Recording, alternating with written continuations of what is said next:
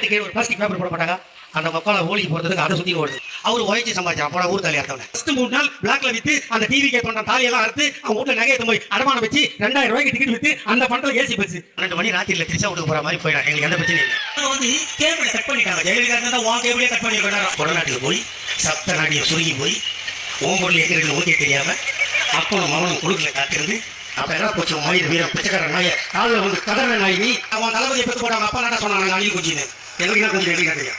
ஒப்பனுக்கு ஒப்பம் வந்தாலும் ஓத்தாளுக்கு ஓத்தா வந்தாலும் அவன் கழிட்டு போற மசூர் கூட ஆட்ட முடியாது. சொல்லுங்க நீங்க கொரோனா வந்துடுவேன். நீ எவ்வளோட ஆடல எவ்வளோட பாடல எவ்வளோட ரூம் போட்டு தங்குற ஒரு இடத்த 10 பேர் இருக்கிற குஷியானது லாட்டரி சீட்டு விட்டு 1 லட்சம் ஒளியில போட்டவனோட மருமக இவங்க 2 பேரும் 2 பக்கம் நிக்க வச்சுக்கிட்டு நாட்டில் நல்லாட்சி தருவேன்னு சொல்றாங்க. நம்ம அவ்வளவு பண்ணிட்டு போயாடுறோம். 26 தேர்தலுக்கு முன்னாடி ஒரு படம் போடுவான். காலை வைப்பான். சுட்டு சிவா நடி போயிடுவான். இவன் மூடிட்டு திருமண அந்த சட்டையை சூட்டு அடிக்கிறான். ஒவ்வொரு இடத்துல ஒரு ஈழப்பையா இருப்பாங்க. அது மாதிரி புயல் வந்ததா இல்லையா, வெள்ளம் வந்ததா இல்லையா, இதுக்கெல்லாம் நீ என்ன பண்ணியிருந்தா எவ்வளோட ஆடி இருந்தா எவ்வளோட படிச்சிருந்தா நான் கேட்பேன் சொல்ல மாட்டேன்.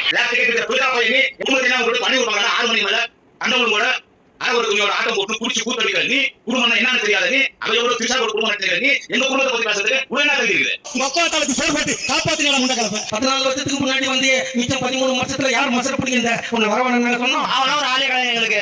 எனக்கு மோதுங்க மோதுங்க எனக்கு சுத்தவழியா தான் அடி பையன் பின்னாடி நான் அடி பையன் ஆனா என்ன ப்ரோ ஆளே இல்ல ப்ரோ பேச கண்ணை வச்சு கண்ணை மட்டும் காமிச்சானா ஏறி அவனை போட்டுருவோம்.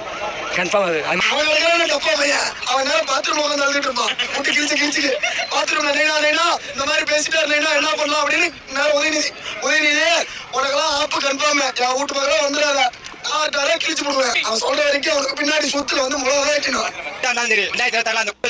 தெரியும் உங்களுக்கு ஆனா ஒரு மயிரே கிடையாது. சீமான மயிரே கிடையாது. பிள்ளைய ரொம்ப அற்புதமா வளர்த்திருக்க மாதிரி ரொம்ப மரியாதை கொடுத்துட்டாங்க.